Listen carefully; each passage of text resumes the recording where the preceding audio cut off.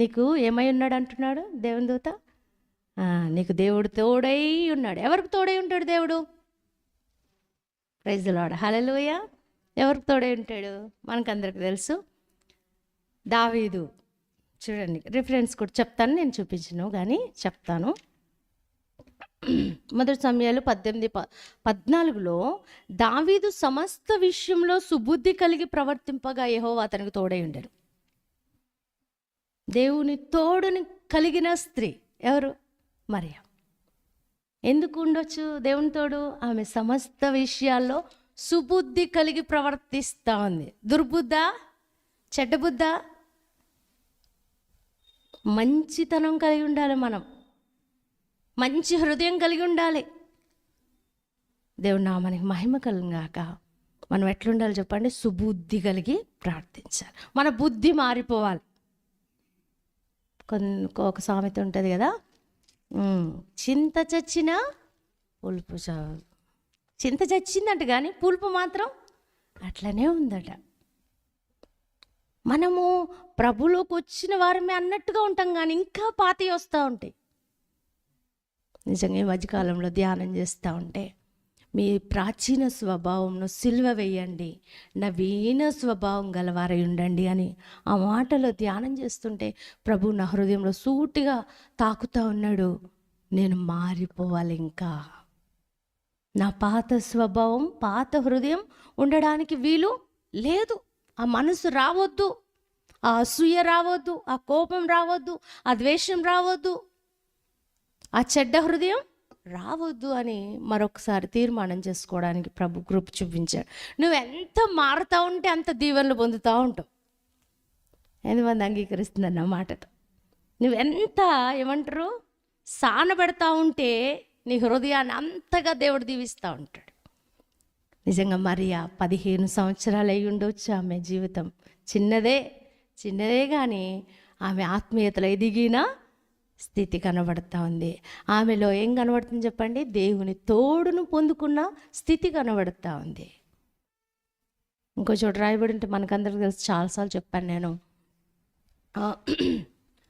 యెహోషువ మరి దాని హాయి పట్టణానికి వెళ్ళినప్పుడు దేవుడు వాళ్ళకి విజయం ఇవ్వలేకపోయాడు. ఎందుకంటే శాపగ్రస్తులైన వారు ఎక్కడున్నారు? మీలో ఉన్నారు. ఎవరు శాపగ్రస్తులు? ఆకాను. దేవుడు అంటున్నాడు, ఆ శాపగ్రస్తులైన వారు మీలో నిర్మూలం చేస్తేనే తప్ప నేను మీకు తోడుగా ఉండను. ప్రైజ్ ది లార్డ్, హల్లెలూయా. అంటే ఆ శాపగ్రస్తమైన ఉన్నంత వరకు కూడా దేవుడు తోడుగా ఉన్నాడు. వాళ్ళకి విజయం వచ్చిందా? వాళ్ళకి దీవెన వచ్చిందా? ఆశీర్వాదాలు వచ్చినాయా? లేదు. వారు అప్పగించబడుతున్నారు, శత్రువుల చేతికి అప్పగించబడుతున్నారు, వాళ్ళకి విజయం లేదు. దేవుడు అంటున్నాడు, ఆ శాపగ్రస్తులైన వారు మీలో నుండి ఏం చేయబడాలి? తీసివేయబడాలి. ఈరోజున ప్రభు మనతో కూడా మాట్లాడుతున్నాడు. ఆ శాపగ్రస్తమైంది ఏది నీ హృదయంలో ఉందో తీస్తేనే తప్ప దేవుడు నీకు తోడై ఉండడు. నిజంగా చూడండి, దావీదుకు తోడుగా ఉన్నాడు, మరి సౌలుకు కూడా తోడుగా ఉన్నాడు. స్టార్టింగ్లో సౌలు దేవుని మాట వినలేదు, అగగుని తీసుకొచ్చాడు, దేవునికి లొంగలేదు. తర్వాత దేవుని యొక్క మాటకి వ్యతిరేకంగా ప్రవర్తించాడు. వెంటనే దేవుని ఆత్మ అతను విడిచి వెళ్ళిపోయింది. దురాత్మ అతను వచ్చింది. ఎంత భయంకరమైన స్థితి చూసారా? దేవుడు ఎవరికి తోడుగా ఉంటాడు? చెడ్డ పనులు చేసే వాళ్ళకా? దేవుని మాట వినని వాళ్ళకా? దేవుని ఆజ్ఞను ధిక్కరించే వాళ్ళకా? లేదు, దేవునికి లోబడే వాళ్ళకి దేవుడు తోడుగా ఉంటాడు. ప్రైజ్ ది లార్డ్, హల్లెలూయా. నిజంగా దావీదు సుబుద్ధి కలిగి ప్రవర్తిస్తూ వచ్చాడు. మనకందరికి తెలుసు అబ్రహాముకు దేవుడు తోడుగా ఉన్నాడు. అబ్రహాం దీవించబడ్డా లేదా? దీవించబడ్డాడు. అబ్రహాము ఏమి ఇబ్బంది లేదు అతనికి. ఎట్లా అంటే భార్యను వచ్చి అబీమెలెకు తీసుకెళ్ళిపోయాడు. అతనికి ఏమీ పికర్ లేదు, చింత లేదు. అబ్రహాం పక్షంగా ఎవరు చూసుకున్నారు? దేవుడే చూసుకున్నాడు. కలలో మాట్లాడుతున్నాడు, ఆమె వేరొకని భార్య, నీవు బ్రతకవు సుమా, చచ్చిపోతావు. ఎవరంటున్నారు? దేవుడు అంటున్నాడు. ఎందుకు అంటే అబ్రహాముకి దేవుడు తోడుగా ఉన్నాడు, ఇస్సాకుకి తోడుగా ఉన్నాడు, యాకోబుకి తోడుగా ఉన్నాడు, యోసేపుకు తోడుగా ఉన్నాడు, దావీదుకు తోడుగా ఉన్నాడు, సమూయేలుకు తోడుగా ఉన్నాడు. ఈ విధంగా అనేకులకు తోడుగా ఉన్నాడు. వాళ్ళందరూ కూడా ఎలాంటి వారు? చెడ్డవారా?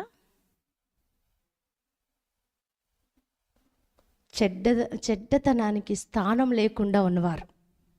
యోసేపు మనకు తెలుసు, ఐగుప్తులో ఉన్నప్పటికి కూడా అతడు పాపానికి ఏమాత్రము స్థానం ఇవ్వలేదు. దేవునికి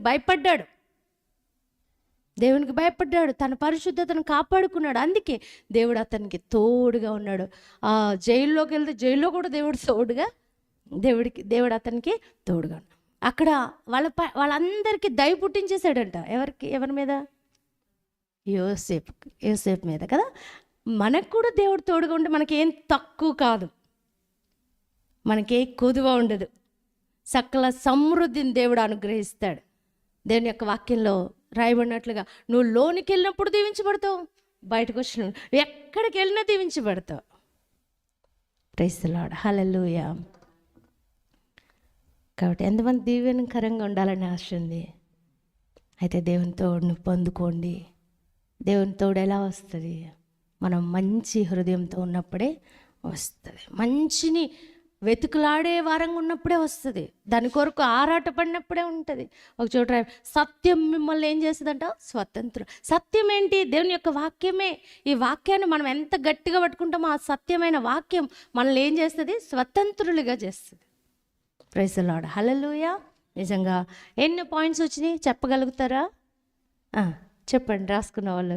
మొదటిగా దేవుని ప్రణాళికలో ఉన్న మరియా, దేవుని యొక్క పరిశుద్ధత కలిగిన మరియా, దేవుని ప్రత్యక్షతను పొందుకున్న మరియా. మీరు ఎన్ని కావాలంటే అని రాసుకోవచ్చు కదా. ప్రైజ్ ది లార్డ్, హల్లెలూయా. దేవుని కృపను పొందుకున్న మరియా, దేవుని దయను పొందుకున్న మరియా, దేవుని తోడు పొందుకున్న మరియా. ప్రైజ్ ది లార్డ్, హల్లెలూయా. మరి నిజంగా మరియాలో ఇన్ని గొప్ప లక్షణాలు